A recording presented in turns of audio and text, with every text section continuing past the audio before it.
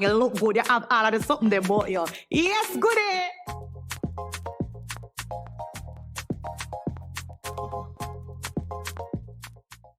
Hi, guys. Welcome back to another episode of the Good Gal Podcast. I'm Renee.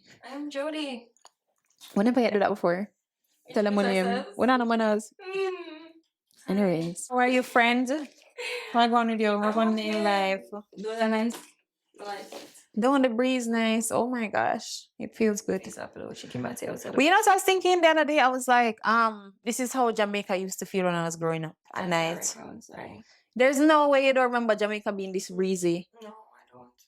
I lived on the flats. I don't know. Where did you live? Same place. Oh. Same place where you're there right now. No. Caracal. Caracal? Carrots and I'm sleeping in pants. I know, maybe not sleeping pants, but in terms of like it was more breezy at night. I feel like. I don't know, but me I sleep in pants. Ah boy. Anyways, jumping right into the goodie of the week. The goodie of the week.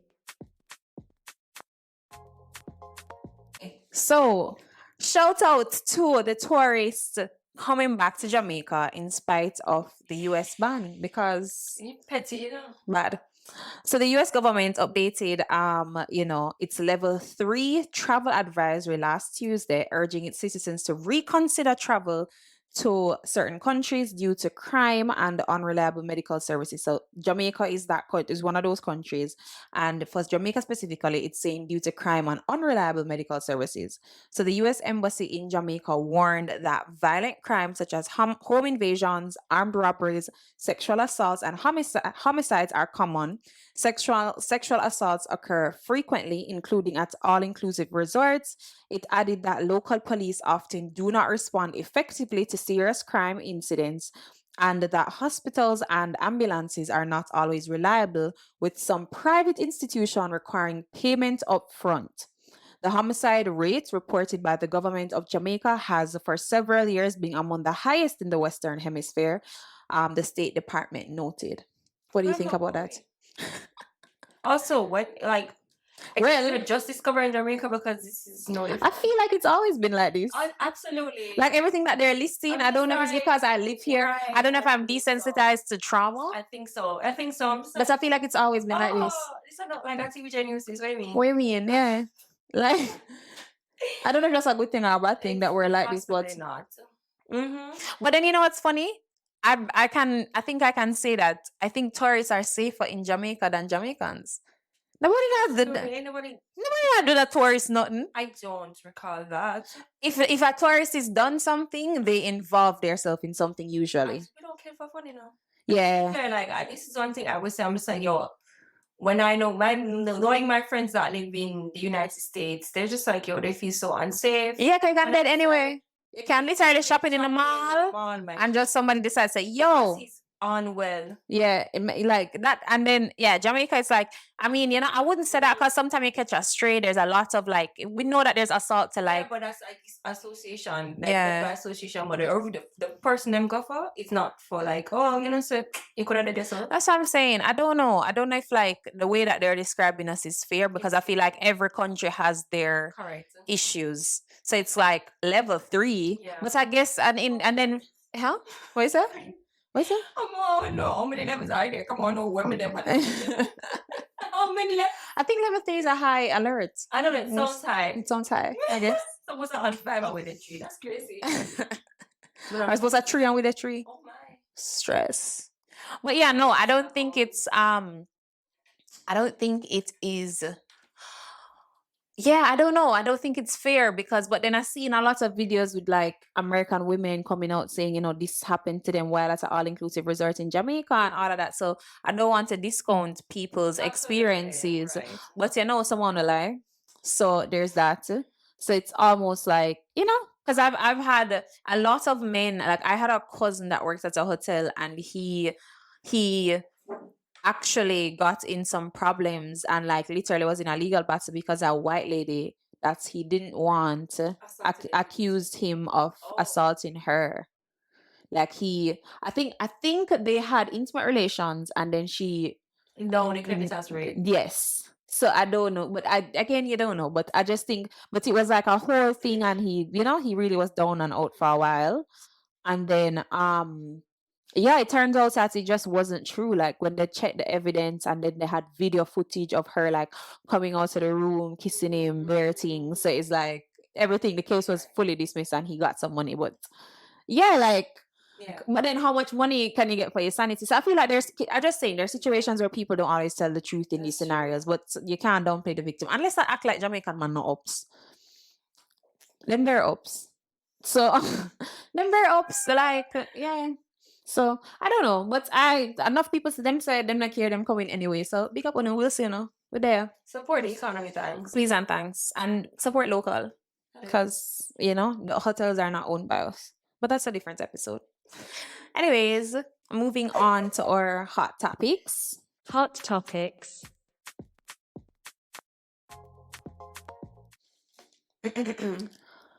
So, we're talking about yeah, cause you know that one, yeah. Touch the warm. You have to go there though. Yeah. We couldn't have a laugh and joke episode. No man, that one, yeah. It's a laugh and joke, doing quite funny. Laugh tradition one. Ha ha. Yeah. So understanding, broken homes. So I wanted us to really talk about. So I'm watching this. Let me tell you how this came about, right? I'm watching this series on Netflix named Champion. Pampute in it. You watch it? So good. I finished it. No man, what's a toxic family? Me can't I say. said, but this is so. It's so Jamaican, and that is why I was like, no, this needs to be talked about I agree. because it is so Jamaican. If you haven't watched Champion, it's a recommendation as a Jamaican, and the accents are really on point. They actually use Jamaican actors, like them sound good. Them actually sound like me. I listen to the father talk and me said this sounds like Brian. like it sounds like my daddy.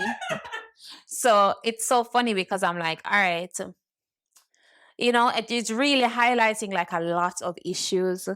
And I say, a lot of us are from broken homes. And I think that, various factors contribute to that. So let's talk about, what is a broken home? I forgot to Google this. Hold on. So a broken home is a family in which the parents are divorced or separated.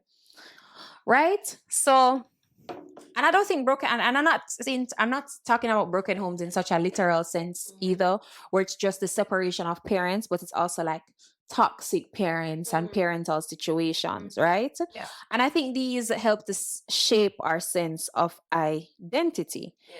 Because I don't know about you. How did you feel? Because like I didn't grow up in a house where my parents were together or anything like that. But I don't think I realized its effects until I was older. Okay. Well, I will say that first of all, I'm adding to your point that it does affect your identity because most times these happen when you're at a young age, which is the most critical age, learning and adapting, and learning just how to go about life. It does have severe negative effects, some more than others. I saw them living together at one point, and then I did not. So I don't know if that had caused more damage than knowing that they were never together. Yeah. I wonder. Food for thought. Yeah. But in my older days, going through therapy, I also realized the effects it had. Yeah. It's therapy that made me realize the effects it had on me as well. It was really, really, really profound how she could pick that up. And it's quite obvious in how I live my life now. It's just like, oh, Journal 3rd, that's it.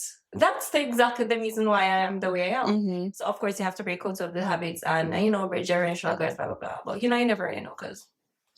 But to me, it's like fine. Like I said, you can pray about a generational curse and pray about breaking that, but you need to know what it is. Yeah, you need to know the specific things that have actually affected your bloodline. And I feel like that's actually one of the first points I want to talk about, because not just identifying, but like parents don't talk to us.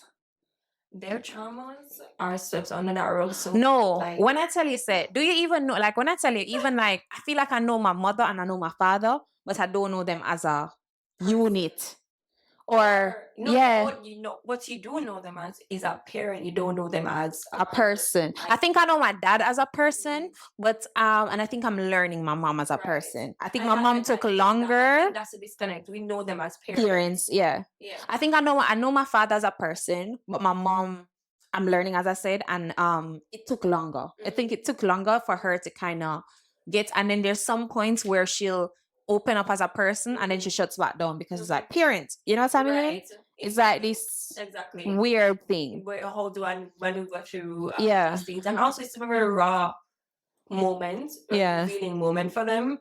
And it's like, in those feeling moments, I also have to come to terms that, oh, geez, maybe that's why I am the way I am. Because the more you speak on it, the more it's kind of like generally speaking, it's more like a revelation. Yeah. Every time as to why these things affect you in your old big age. You know what I'm saying? Yeah, because even when you think about it, like even talking about, even us like opening up, talking about relationships, being so open, or because like I don't know the breakdown. I don't know where. Like if I ask my mother, what happened with you and daddy? Him did bad. If I ask daddy, your mother alright, man. Like no, my mother has calmness told me all the reasons. And they say every chance she gets, and I'm just like, okay. And then you see it's either the reverse. No, it's either the reverse. It's either them tell you too little, or them tell you too much. Right. I'm just like, your dirty father, like. All right. Sorry, bro. That's you. Not me. I'm just as a byproduct. I'm a byproduct of it. And then that's the thing. Them act like you're not a byproduct of their decisions. Right. Yeah. And I should be thankful. Me know as this byproduct of this decision that you made, I should be thankful and grateful to you for being here. And you almost behave like you don't want me here sometime. Almost. And I think it's because, I tell you sometime, I don't know if Red ever touch this topic, is also because a lot of people don't know how to co-parents. So it's like, because they can't see you again, it's similar to how we can't see our parents as outside of our parents. Sometimes they can't see the child as outside of the child. They are human, like a person. Yeah. I didn't really ask them here. And then is this thing where it's like, if you ask the specific questions, will a child's play is it too fast or ask you a question? Oh, okay. Me did full of question, but me ever get shut. I look the type, right? But me did ever get shut down. And my father alone would answer me. But no, I know nothing. My mother, nothing. Tell me what? What's the matter? What? So then when I started growing up, because my father was so open with me, and then to me, it wasn't to a point. Oh, and then it's just opposites. It's opposites, right? It's like it's two opposites raising me, right? And then him open to a point, because let me tell you a story. And then let me tell you guys, I called my father before this episode, right? And I said, I'm talking about broken homes on my podcast. Oh my days. And things are gonna come up. So and let me tell you, I remember when I was talking to a friend of mine whose father is friends with my father, right? So they have very similar characteristics. And we were talking about our siblings, right? I have all quote unquote half siblings. You know, when I really count that in Jamaica, but I have quote unquote all half siblings because they're all on my father's side. When my little brother was born, I met him when he was like 3 or 4. Actually, I know, I let my line. I think I met him when he was 2. My father just picked me up from school one day and said, "Oh, yo, this is your brother." What is auntie? And he was just like, "Yeah, man, this." And so I was like, and then I remember, I think I was in prep school, and I was like, Confused. I was confused, but I didn't know how to react. But now that I'm an adult, I'm really thinking about it. I think I froze in the moment. And then I remember that was funny thinking about it. In his effort to try and form a bond and relationship between me and this brother that he just popped on me, this younger brother that he really just popped on me out of nowhere. He then said to me,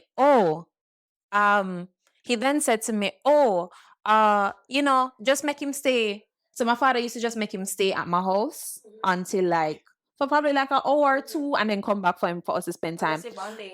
Me and this little boy, that is my little brother at the time, because we were so young. Because at the time I had a help at my house and thing, and we would just look at each other and I'd be like, "You want to watch TV?" Yeah. And he just turn on the TV and just watch the TV, and then I'd be there So I said, "So how was school?" "Good." You good? Like, it was so awkward. Oh, It's so awkward because I don't know this nigga. I really don't know this nigga. And Are yet, you who is this? Who is this man's? Right? I know, like, I love him because I'm older now and we're actually like, are able to bond. we built a bond, right? But I feel like even with that, even with the sibling stuff, right? You had to, when I tell you that we had to be so intentional about loving each other as siblings. Because my oldest brother who passed away last year, he was, I think, 42. I am 27. Lie, me, I'm 28. Wow, crazy. So he's like, he's 20 years my senior, right? So it's almost like, and then my older sister is like 10, 12 years my senior. My little brother is like 10 years my junior. So the gaps are like huge. So even, and then we're coming from different households. We're growing up in different eras. It's not like somebody who have a socializing. It's not like you will have a sister that like grow in the house with you or same household. So it's similar thing. But so like with my siblings, it was really like very intentional in how we had to. You know, you spend time as well, how you get to know each other. But then the thing is that worked out because of the nature of my father's side of family. Because they're very close knit. So like my aunts, my uncles, my grandparents, they all live in Miami and they would send for us every summer. So the whole we did have to just pack up in the house and spend summers together. My siblings, my cousins, all of us. So we grow as a very, very tight knit family. So I've always like from my young, and they would always just pack us up at one house. Nobody feels left out. Nobody feels like, oh my gosh, it's because this child, this woman, why I don't know. It's just like. But then my little brother, I think he feels that gap because he 10 years our junior. So by the time all of that kind of finish happening when he's growing up as a teenager. So him, even if he was to go, even when he used to go abroad and go to his grandparents' house, nobody's there. So it's not the same experience as the whole of us pack up and being in a similar age range, right? And yeah, like I don't know. So it's kind of a whole. And I said to my dad the other day, I said, because my dad grew up seeing his parents in a two-parent household. Married. My grandparents have been married for like 60, 70 years. Like, go through ups and downs together, everything, and work it out and have, all they had all children together. And I said to him, say you give me an experience that you didn't get. And it's now hard for you to relate when I'm telling you the experience that you gave me because I have 5 siblings from 5 different moms. And the woman he ended up marrying, my stepmom, has no kids for him. But, and it's so weird. And I also want to really piggyback as well on the point where really and truly, I also don't have any full siblings. And I don't. And I've never thought about it until like maybe somebody would say it or if you guys are the same, whatever. And I was like, oh no, we don't. But I've never sat and felt like, oh, this is my house sister. Yeah. I don't think we feel like that in Jamaica because it's so common. I think so. Oh but should it be so common? You know what? I really don't know anybody with the same father or siblings or same mother or it's so common to the point where being in a single unit household is so uncommon. I remember when I grew up and I would go to like certain friends' house and their parents were like married and they have the same father and mother and I'm like, wow, this nice here, this look functional. You know what I'm saying? And I'm like, I also knew, actually I know consciously when I was growing up or old enough to have sense that I also made a conscious effort to date men who only come from a single unit household. I do. Really? Wow. I don't know if it's buckles that it always happened that way. Yeah. I try to. Another time never, but I try to. I try to because not because they won't understand, but also because I feel like if you see that this is the right thing or whatever, it maybe will be an exemplary maybe an example, of how it is that you want to lead your life. So you wouldn't necessarily want to go in. So you mean that's you said you only date men from a single parent household? You mean Sorry, I two said parents? units. Oh, two parent household. Right, Okay, single, okay, sorry, single okay. No, house. same, Yeah. same. Sorry, yes. Yeah, okay. Wow, you think me? That's just why I was like, I know when you were talking, I was like, hold Sorry, on, my okay, bad. Single, okay. single, So a two parent house, so a yeah. two parent household. Absolutely. And I Okay. said, oh, yeah, but your sister, this is how I want to raise. Your sister, this is what our family should be raised. Yeah. So we eventually, if it is that you decide to do that, Mm-hmm. that is something that it's common to you, and I tend to also be very family first. Yeah, And that's something I also look for. yeah. I look for things that I probably never get. Mm-hmm. Because I'm so big on family. Like she can tell you, I can't wait to have my family. Like I'm so big on that whole family aspect and really creating. Because I always say, okay, like if I didn't get the family I desired, I have to create it. Absolutely. So I feel like even now navigating my life, I'm very intentional about who, how, where, and what I spend my time with, because I had a really deep thought the other day when I was talking to my father, and I said, when I said to him, do you realize that you gave me an experience that you didn't get? So even me trying to explain it to him, he literally can't relate because he grew up with two loving parents, right? I'm trying to explain to him, sometimes, how hard it was to relate to my siblings, how, this, you know what I mean? Like that. And then sometimes I feel like as well, there's a lot of trauma. So if you have a mother who hasn't dealt with the trauma of that relationship being separated, then you feel the backlash of that, and it's either run into two things. It's either you kind of feel closer to your mother, like you latch to your mother and you take her side, or you feel closer to your father, so you feel in this weird place. And I don't think for a long time that I knew how to operate with that. So it's a difficult thing, and I've noticed that all of us are experiencing it and none of us are talking about it. No, we don't, because again, it's normal. It's normal. So the anomaly is seeing people come from a two-parent household and seeing people also as well. I mean, some two-parent households are not perfect. It may be the most unloving couple that you've ever seen in your entire life. But also, no, but let's not even say, I'm not saying a toxic two-parent household. I'm talking about a loving one. You get what I'm saying? I'm talking about an actual loving one. But I mean, because you can't be in a two-parent household and still in a broken home. No, absolutely. I'm saying, but to raise a point to is that sometimes, I mean, the more older traditional, which it would be obviously based on the age of we are, two-parent household, some of them are really just together based on the fact that they and with their asses, like. But food for thought, right? I feel like even I remember I've heard like older women, some of my mom's friends or women, and they'll say things like, they'll say a marriage. I remember one time my mom had this friend and she was talking about Barack and Michelle, right? And they were like, and she was literally saying, oh, she was like, of course, she was like, of course, Barack have side chicks. Like she's Jamaican, she's Jamaican. She live here, and she's like, yeah, man. She said Barack must have him side chick them, but him just keep it. And his classy women him talk to say him just keep it cool.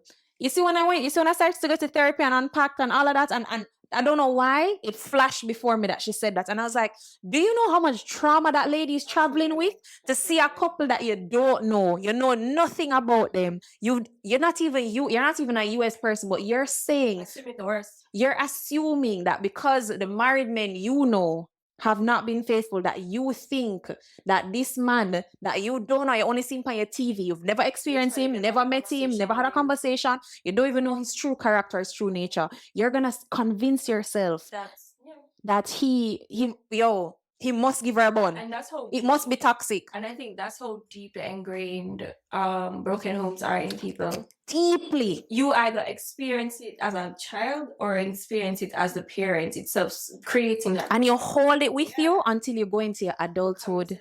I don't believe in talking about them. Talking to nobody about the things that are better than what it. But why them a carry? Me say them a carry it and carry it and a wallet. I'm Jesus. You are not okay, and that's okay if you're not okay. We're not going to meet you with a big stick like how your parents would. What you mean, boy, depressed? Forgiveness, moving on, all of that. It's yeah. it's okay to let it out. For me, what I realized is that because my mother wasn't very like, she carries a lot and she doesn't speak about it a lot or about mostly about her feelings, that I didn't speak up as a child. So I would carry a lot of my emotions, just general emotions, just around not expressing it because nobody listening. So I feel like now that I've become older and getting, into my skin, I've become more vocal. Yeah. So if someone what I mean, I can talk about it. Yeah. Mr. Ma'am, Yeah. something like it's something I want to Yeah. Yeah. It was the inverse for me. So I had to learn to code switch my emotions. I had a father that I could be so open with, right? And then I had a mother that I could be selectively open with. So it's like there's certain things I could tell her, but there's certain things that like she just did not want to hear. So it's almost like, and like, you grow up hearing, you chat too much, you chat too much, you chat too much. And it's like, We have a podcast though. look at me chatting. So it's like, and it's so funny because now that I'm kind of in Christ and all of that, I'm trying to discover my purpose. And I literally said to God the other day that I know my purpose is something with speaking, but I don't know how or what you want me to speak about. Right? And he will show me in time, but I know that it's something with my voice that I feel like people have tried to really shut down a lot. I think so I think, that whole aspect, but onto something else that I think is also, is the navigation of the step-parent relationship. Because I think I saw a video on TikTok, and when I tell you that I felt for that girl, so let me tell you what the girl said. She had a video and she was saying about she always thinks about her stepfather who was in her life when she was a teenager. So him and her mother were together for like 12 years or something like that. He did not have any kids at the time, right? And she said, her mom, he lived in the house with her. He would always take her to school. He would make sure she's good. He treated her like a daughter. Right. He would buy her all her school stuff. He would just and he would take her to Disneyland. Like he really, and she said that she even developed a closer relationship to him than even her mom. Right. Right. And he was with her up until she left for college.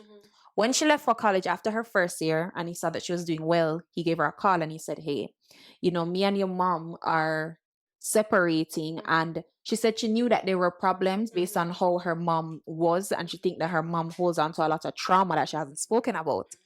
She then said that she asked him actually, why no? And he said, I was just waiting for you to go to college and be good, right? This man doesn't have any kids of his own, anything. He then moves on, right? Separated, moves on.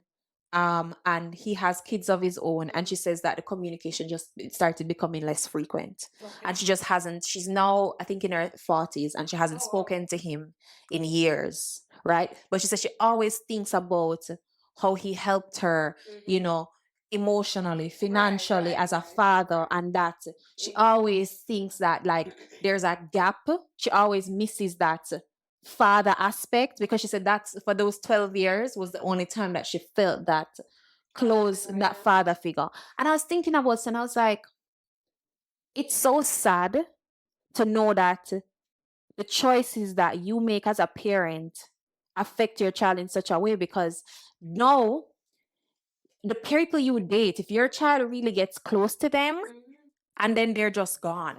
Like he was just gone. And I think that's why, I can't speak out of children. I guess as a single mother or a single father, they're very selective with how they allow people to enter their life. Because they're single fathers together, let's normalize that. Yep. But because of that bond, you don't want to have that bond and then you lose that bond and it's child is just like, and you found another bond, it's not a bond, no. Yeah. You have to be careful because these things impact people. And for me personally, I do have a stepmother. Have I had a relationship with her? No. Don't remember her name, to be honest. No shade, no tea. But it's just that how much I just had a relationship with her. I think she was very forceful in the beginning stages. It felt a little forced. Can we talk about that? What? The forcedness of it. Like, Because I feel like whenever, like, love my mommy, but whenever she used to get her boy, when she used to date or she gets a boyfriend, right? And like she felt like this is like serious. I feel like my mom would always try to force her boyfriends on me. And honestly, my mom dated when I was a little bit older. I think she waited the course and she started dating when I was a little bit older, like in high school, and could understand what was going on. But I feel like every time she would just try to like me and like, let's hang out or no. Well, my mother knows me differently. Yeah. And I'm not that type of girl. Like, let's not do family nothing about it. Yeah. I don't know. So and I would always be there like, and then me not hold my mouth. So me that look on you like, why you doing? I remember one time, it was my birthday. I'll tell you a story. I remember one time it's my birthday. When I did all this idiot man, right? Just idiot boy. And him like I wanted to spend my friend them at Meadowbrook did buy me like KFC and like we were just at school partying and I was having such a good time. I called daddy and said, Daddy, don't pick me up till like 5:36. He says, oh, your mother want to pick you up for your birthday. Like, because my father always picked me up from school. And I was like, huh? Okay. So then she picked me up at like 3:00 and me deep in my barbecue chicken. And she's like, and then I'm like, no, she calling me and she's telling me she's going to pick me up. I said, Mommy, I don't want to pick you up. And she's like, no, I need to pick you up by a certain time. And I'm like, okay. So me thinks that she picks me up to pick up a cake from Sugar and Spice because you have to pick up the cake then by a certain time. So she picks me up to pick up the cake from Sugar and Spice, and then she carries me home to cut the cake with this. He wasn't a stranger. I've been there on a while. He was my stepdad, I guess, for a period. And then it was just like, and then she's like, he bought the cake, and I was like, I'm such an unimpressed person. It's not even funny. I swear, and let me tell you, I think that's the thing about me that annoys my mother the most, that I am so unimpressed by things. And you know what? So I don't stream, but to be honest with you, somebody said that to me the other day. He said, you're so authentic, Judy, and you don't really hide. My face guys. Your face can hide. But it's also just like he was just saying that like you are one of the most unimpressed persons, and that's something I really want you to cherish. As in, not in a very shady way. Yeah. It's our colleague. He was just like, yeah, you're just so unimpressed and moved by things that it's just like not meant. Like I'm not like, and I think it's also a quality. People can have a friend for nothing. Nothing really. You to me, I also indicates that sometimes your moral and values are so intact. That's it. Yep. And you're so in tune with yourself and what you want, and it's like this is not. And I'm like, but let me tell you, it's like there was a part of me that used to feel a way about it because I'm like, sometimes because you care, you didn't really want to care. Yeah. And then, but then I had the opposite reaction, right? Because I never yet see my parents together, right? I don't even know what that looked like. Like even thinking about the fact that they came together to make me is weird, weird-ish.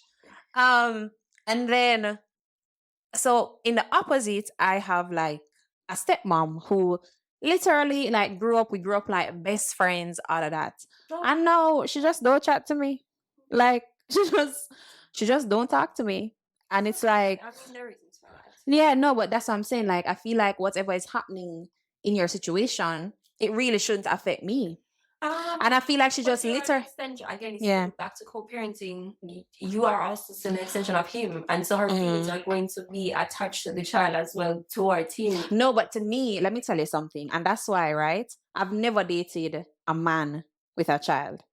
And the reason why I've never done that, even if the guy is the nicest guy in the world, is because if you're gonna start dating somebody and they tell you that, hey, I have a child, you need to be prepared to know what that comes with. So even before you walk down the aisle, because I'm not talking about boyfriend, I'm talking about marriage. If you marry this man, right? Even if let's say she and my father were to separate or whatever, I would have wanted her to be a part of my life. I still would want my kids to know her. I still would want her to be at my wedding because you were in my life for my integral years. So even when I saw the video that the girl did that I was telling you about earlier, I really related to it because it's like, we were so close. Like I used to go and hang out with you every Sunday.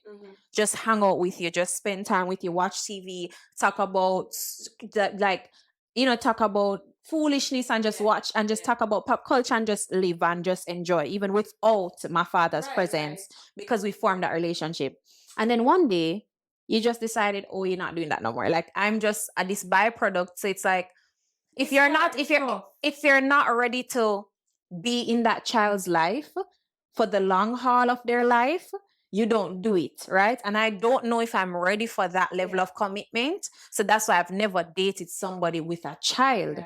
Because to me, if I'm gonna be in that child's life, I need to be in it for life, especially if I'm in the child life for over like 5 What I want to say, I years. want to say them as advocates, and but I don't think she had it never intended to have a sour, relationship with you. She had every good intention before she would have embarked on that journey. True.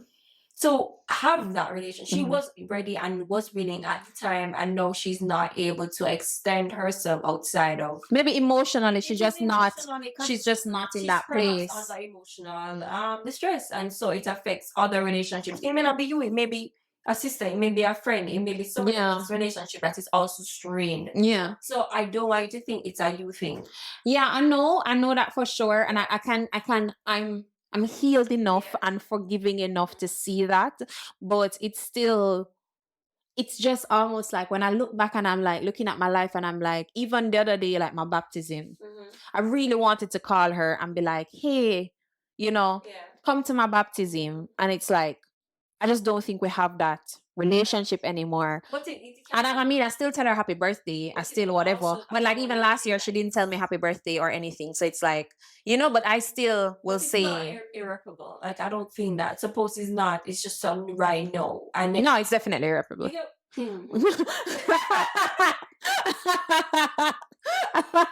Jody Sam. No. Yeah, man. Oh my God. Dead and gone. All right. Cool. Yeah, man, that dead.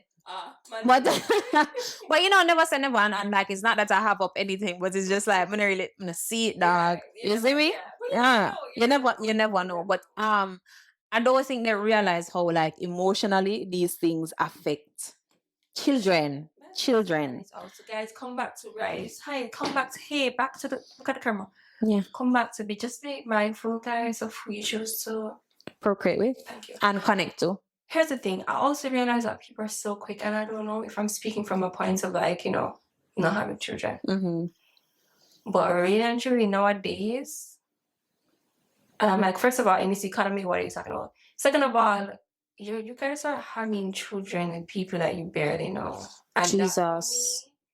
It's a little alarming. You're literally making this you're birthing these children into trauma. And I'm just like, you're birthing these children into trauma. It's permanent. Did you see that TikTok video of the stepbrother who used to video the family, him dating a woman and he meets children, and there's a one fat child that he always make fun of, and they gave oh yes, I saw it. For them, yes. Right. And these are the things, because again, you talk about step parents and getting involved in people's lives, and it's just like, CPS took her children because she chose to date a man that was not good for the environment. And let's talk about it, right? Because no, let's talk about. I like that you brought that up. Over them children. Yeah, no, let's talk about that. I'll put them woman over them children. Let's talk about that, because you see, sometimes we as women, we're our own worst enemy. Because may I tell you this, Jody? You see, if me ever get over that leap of saying, okay, I'm ready to commit to us, I can be a stepmother, right? And really be in that child's life. Because I used to think that I could be a stepmother, until I started experiencing what I experience now, and it's making me question if I can. Yeah. So, but let me tell you something. You see, any day that I there with a man and him have a kid, and tell me say, yeah, pick up the penny from school. Say, August come, me not hear you say you buy no book. Me not hear no school shoes, and this are the father. Oh, right. Yeah. Me not hear none of them something there. Why you about it? Leaving money? No, me I left him. And that's what we need to do as women, because and then you carry me on dinner dates. Yeah, do this. Yeah, carry me go country. Yeah, I'm dating. Yeah, I'm dating this guy with the child. But he's not very active. And he's not active. Me not hear you say, babe, we can't see you this weekend. Come and have my son. Yeah, red flag. You're just so available to me, and you have a child, and I never yet see you. When I send a picture as a status, nothing. All right, fine. You know, like post. You don't tell me say, yeah, man, I'm going for junior. Not a junior. No, yeah, me not And then I think as women we need to look at those things. Come tell you, I've told you guys already on this podcast. You know, There's so many relationships that men have with women or children or whatever that is a very good. It's an indication of them as a person, as a human being. See the mother relationship too. Mother relationship as Yep. well is very negative. Can we talk about that? I think we did already. No. You know what I want to add to that point? Because even with the whole basis of my thinking coming from the Champion series, on Netflix, the dynamic that mothers baby their sons so much. Like when I tell you that, like watching it literally hurt my heart. It really hurt my heart. I saw every element of somebody you knew in a situation close to this or in this situation, or it was just and the same thing. And then when she came back home to spoiler alert, when she came back home to Jamaica, right? And she started to cuss her husband auntie for the same behavior that she does to her daughter. And I'm just like, do we not realize that we're passing down traumas? Somebody have to step out. Somebody have to break the curse. Somebody have to be the barrier breaker in the bloodline. And that's why I said to myself, you know, when I was even thinking about going to God and all of that, I said, God, I have to be the one that makes a difference for my family. Them have to see that a nuclear family come from me. Them have to see godliness in my marriage. Them have to see a faithful marriage. Them have to see something and somebody who put everything aside, chose God and saw the benefits. And I know God is going to show it in my life in a way that my family will see, be honored, and the next generation after me will make different choices. Because it's too much that we're passing down to our children unintentionally. Sometimes it's so much more bad than good. Sorry to say that we're passing. And we expect them to honor us, to respect us just because we provide basic needs like them did ask for there. But the disrespect is kind of trumps. Yeah, it's like most time it trumps that the appreciation I have because it's the wounds are just and you can't talk to them, and you're constantly like you put the salt on the wound and it's like let me avoid you. Yeah. And let me tell you, there's a dynamic that I don't understand where some mothers don't like them daughters and some fathers don't like them sons. I haven't really seen the fathers who like the sons. Oh no, I've seen that. I haven't seen a lot of that. I've seen mothers not liking their I feel like if the sons, I wouldn't say that because I feel like there's a lot of father-son dynamics. I think it's maybe I don't think have you grown up around a lot of men? Like boys growing up, so I think maybe that is what has a lot of women. Yeah. So like for me, where I have a lot of men in my family, I sometimes see that dynamic. Okay. To be honest, the men in my family tend to have good relationships with their sons, but I have seen it where it's almost like I think men find it difficult to have good relationships with their sons if they're not like them. Oh yes. So if for example you are too emotional, if you are somebody, if you're a man where when emotion come, you hold it like a G. But your son is somebody who needs to talk about things and feel his emotions. I thought of Wayne. Back in my day, well, COVID thick of it. I used to watch Keep It Up, but Meet the Mitchells. Meet the Mitchells, yeah. Quite often all of us love them. Yeah. And what I do recall, I remember specifically in an episode where he said that he really had to make a conscious effort to ensure that he accepted the emotions of his children, namely Jackson. Because Jackson was a very emotional boy. I mean, obviously compared to me, but like a Gio who it was very different for him to experience that. And he found him and Tammy actually admitted both of it. He found that there were moments where they were both like, Lord, we are crying for and they had to stop themselves and kind of tailor also as well their parenting style towards him because you don't want to calm him down and make him feel like y'all don't cry because we love to say this, Jesus help me. And that's just why them all about emotions and the emotions that they can't express them. Yeah. Yep. So I chose something. Moving our country for beat you. It's true something. It's true something.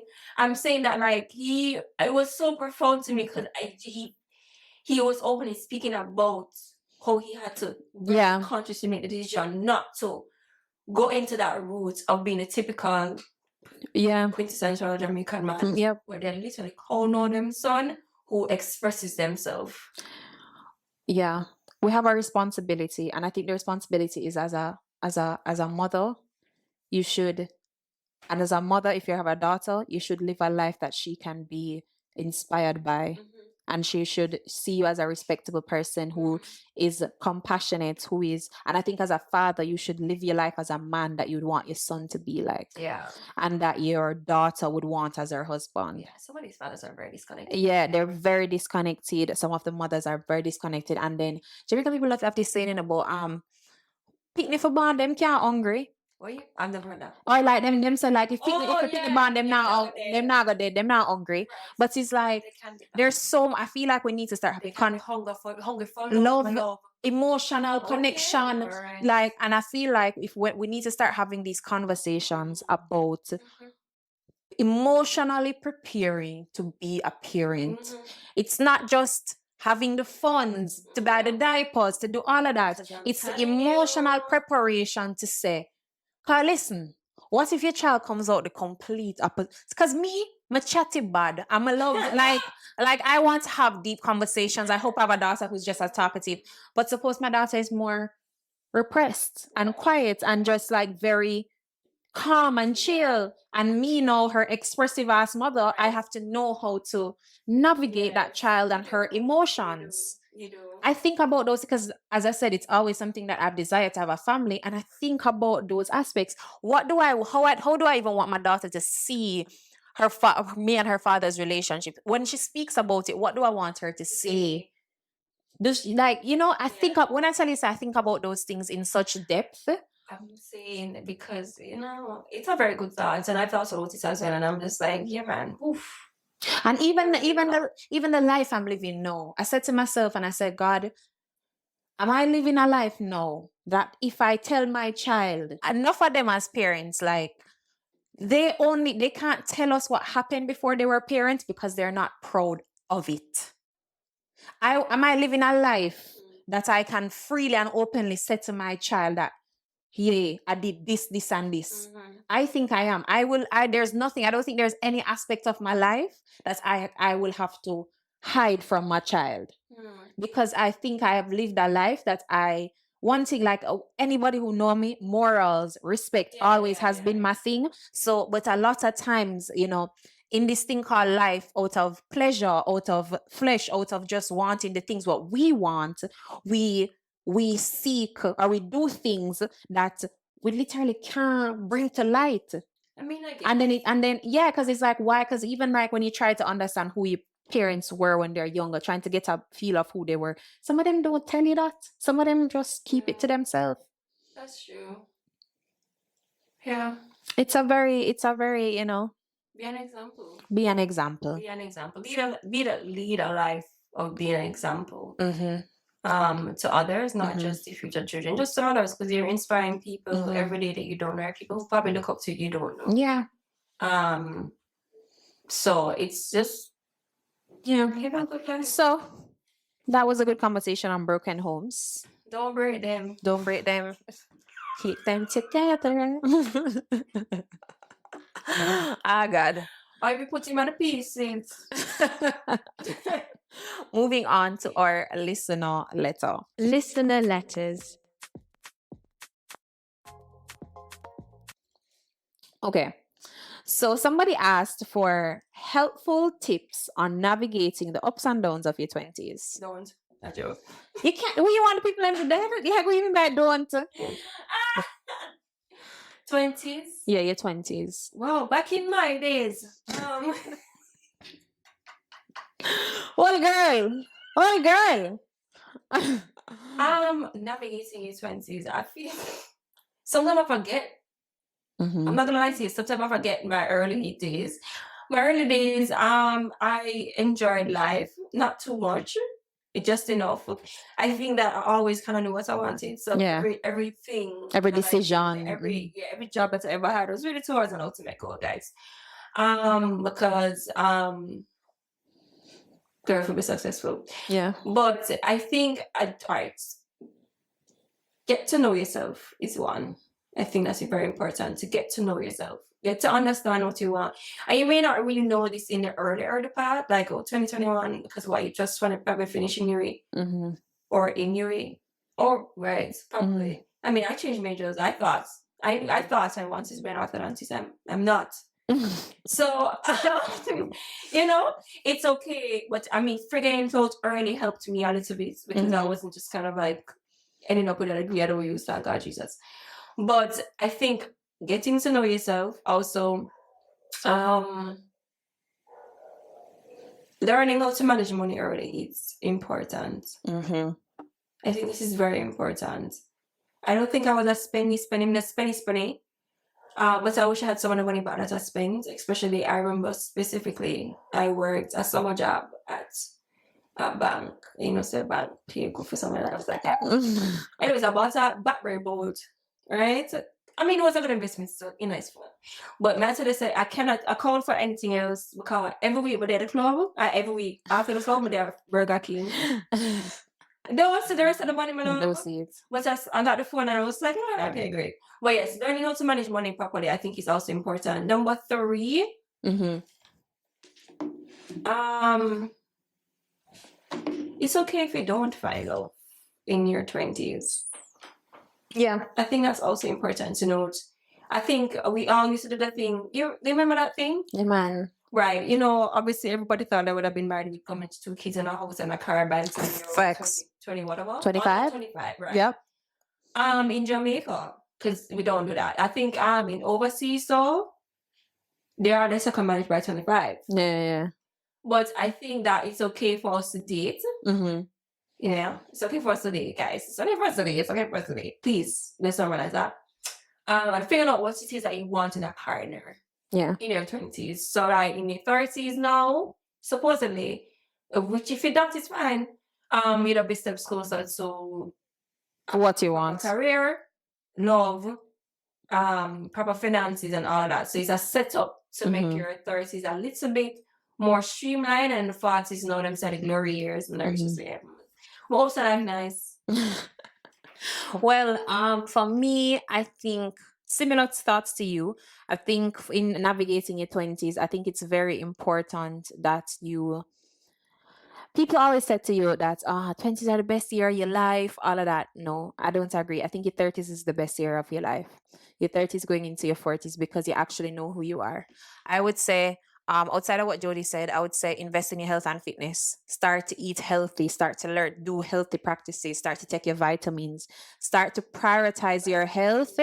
Yeah, no, for real. Like, start to prioritize your health, eat differently, so that way, when you get older, it becomes a lifestyle and not a thing that you're trying to catch up on. Yeah. So going to the gym, you know what I mean, doing a run, whatever it may be, getting to eating healthy, eating less junk food, those things that really affect your body. You know what I mean? Like No, I'm not running. it's true. The lady I was one navigating our 20s. Miss me make a talk about that is realistic. You want to them something in them 20s? What you mean? That's what you're doing. It's okay. All right, guys. What? Follow Renee. So because you no work out, nobody else no work out. I know that. No, I know that. It's just like I think I agree. It's good advice. Right, people course start in their 30s, so it's just like I guess it's good to have a proper head start. And you're doing that in your 20s. Yeah, so I feel like all of my friends, like a lot of my friends are doing that now. Like my friend Marissa has really invested in her health and fitness, and like to me, she reaping the rewards of it. Like to me, she look even younger than she did a couple years ago. Like she just looks youthful, and I think that my friend Gabby, all of us, Brittany, starting to do it. So I feel like eating healthy, huh? What is that? No, but in terms of seriously investing in your health and fitness, I would say also figure out where you stand spiritually, because this world has a way of twisting you and turning you when you don't know who you are, when you're not grounded in anything faith-based, when you're not grounded in a higher purpose, a calling, you will be twisted and turned and put into some situations that you really never need to be in. If you're operating from a moral compass, you will know how to move and operate. You will know what to say no to and what to say yes to. And in the process of figuring things out, do not give yourself grace. Try new things. Be open to trying new things, even just once. And if you don't like it, you don't like it. Be open to be very open to trying new things. Not scamming, just to be clear. She didn't mean like illicit things. Clearly not. No. But no, seriously, be open to trying new things, because sometimes I wish if I could go back, there's so much opportunities I would have gotten to travel. And I don't like flying. People don't know that about me, but I don't like flying. Like, I have a serious fear of flying, and because I have a fear of flying, I've missed so many family vacations, different things, and you know what I mean. Like, I feel like just be open to trying new things. And as Jody said, the finances, all of that is very important. Just, I would say, start a very high yield, either high, well, I don't even think savings account makes sense, so a high yielding savings account, but or some form of investing. Yeah, just learn about stocks, start to invest, start to just make your money work for you, or utilize some form of fixed investment where I would say learn about that, getting to know you. Because you can't save your way to wealth. You have to invest your way to wealth. Saving your way to wealth is literally impossible. Business as well. Yeah, it could be through a business or something. I think I have another one about. I think this would help me. I think if I knew this, telling my younger self, finding out my passion early. That's easier said than done.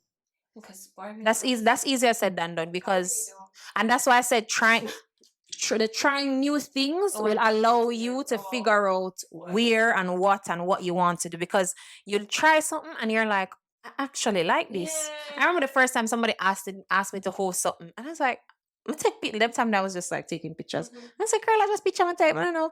And I remembered she was like, you have the voice for it. No, you should do it. And I did it, and it was just seamless, and I really liked it, and I was good at improv, and I was great at having conversations with people, and I was like, okay, there's something there. And I just kept on seeking opportunities like that, and it worked out. I mean, yeah, guys, don't be like me. Please Don't limit yourself.